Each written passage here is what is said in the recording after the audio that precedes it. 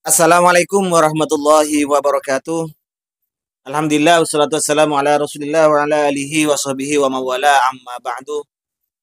Kaum muslimin dimanapun berada, semoga Allah subhanahu wa ta'ala senantiasa memberikan rahmatnya, taufiknya, hidayahnya, maghfirahnya, memberikan kelancaran rezeki, kesehatan kepada kita semua. Amin. Allahumma amin. Kali ini saya akan mengomentari, merespon pernyataan dari Ustadz Wahabi yang sok tahu, ilmu setengah upil, tapi soknya itu loh yang bikin gregetan. Menyalahkan Amalia Aswaja, terutama orang-orang NU yang setiap tanggal 17 Ramadan orang-orang NU itu biasanya mengadakan peringatan nuzulul Quran. Oke, Al-Quran diturunkan malam Lailatul Qadar. Pertanyaannya, ada nggak dalil yang mengatakan Lailatul Qadar itu 17 Ramadan? Ada? Antum sudah menemukan? Tidak. Yang ada dalam hadis, carilah Lailatul Qadar 10 akhir, 21 ke atas. Jelas ya? Berarti Al-Quran sendiri membatalkan tentang teori Al-Quran turun 17 Ramadan. Itu Al-Quran tuh.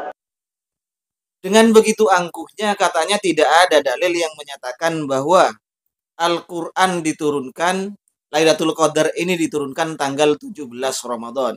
Bahkan teori Al-Quran sendiri membatalkan teori turunnya Al-Quran itu pada tanggal 17 Ramadan. Ustadz yang ganteng, kalau ilmu Anda masih setengah upil, tolonglah jangan banyak menyalahkan amalia orang lain. Barangkali Anda tidak tahu.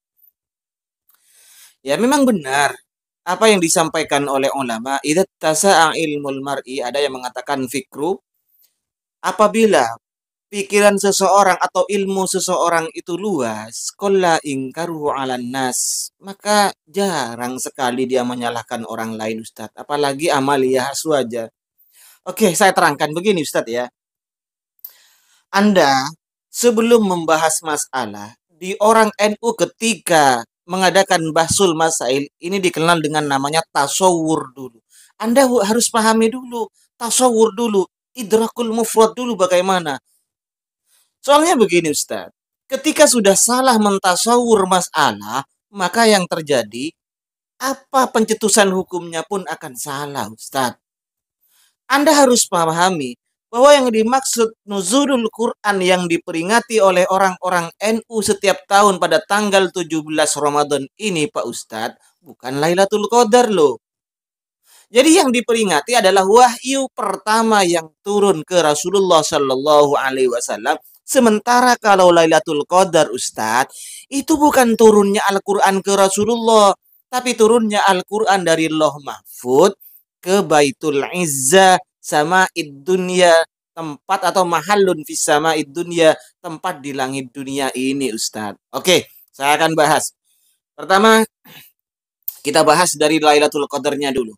Di dalam tafsir Ibnu Katsir Ustadz dijelaskan bahwa inna anzalnahu fi Lailatul Qadar ini apa? Ustadz harus banyak baca ya sebelum ceramah.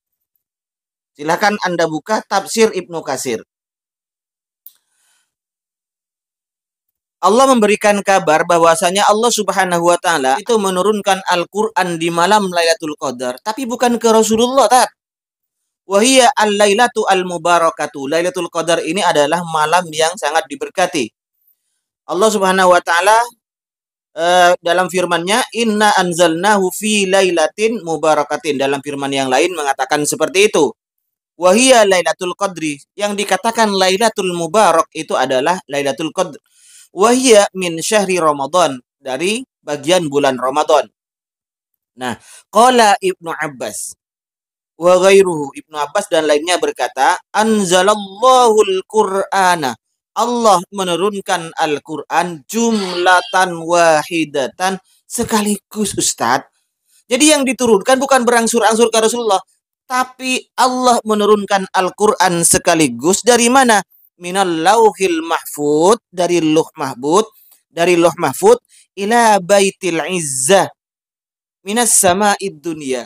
Jadi dari Lauh Mahfud Al-Quran diturunkan jumlatan wahidatan, sekaligus yang 30 juz itu diturunkan ke Baitul Izzah, Di mana Baitul Izzah ini? Satu tempat di langit dunia ini, Ustadz. Itu Lailatul Qadar. Sementara Ustadz, yang diperingati oleh orang-orang NU yaitu turunnya Al-Quran pertama kali ke Rasulullah Shallallahu Alaihi Wasallam, ini yang diperingati oleh orang NU, Ustadz. Sekalipun memang terjadi perbedaan riwayat, ada yang mengatakan 17 Ramadan, ada yang mengatakan sekian. Tapi yang dibuat pegangan oleh orang NU diantaranya adalah yang ditulis oleh Imam At-Tabari. Anda tahu At-Tabari?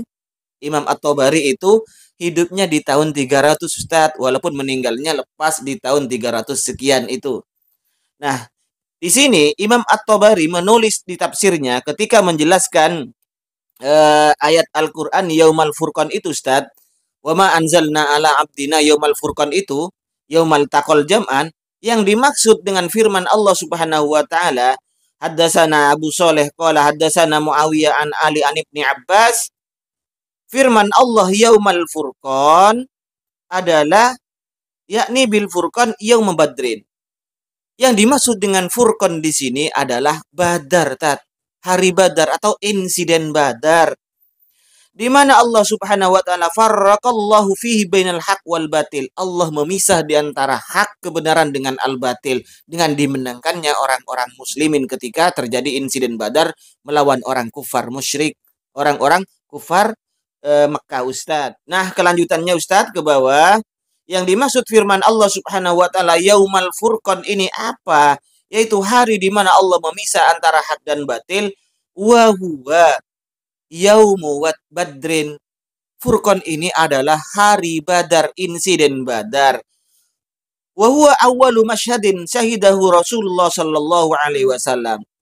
Perang Badar ini adalah perang yang pertama kali dihadiri oleh Rasulullah sallallahu alaihi wasallam ketika beliau sudah hijrah ke Madinah, Ustadz. Wa kana ra'sul musyrikin, pemimpinnya orang musyrik adalah Utbah bin Rabi'ah. Nah, kemudian bertemu di hari Jumat, tanggal berapa?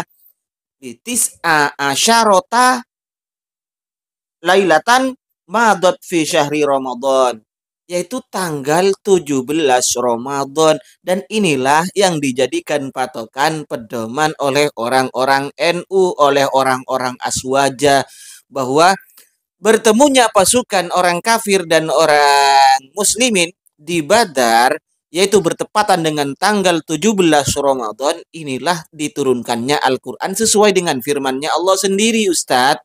Allah menurunkan Al-Quran ini di hari Furqan, pemisah antara hak dan batil. Yang dimaksud Al-Furqan ini adalah Yaumal Taqal Jam'an, bertemunya dua pasukan. Kapan? Itu bertepatan dengan tanggal 17 Ramadan.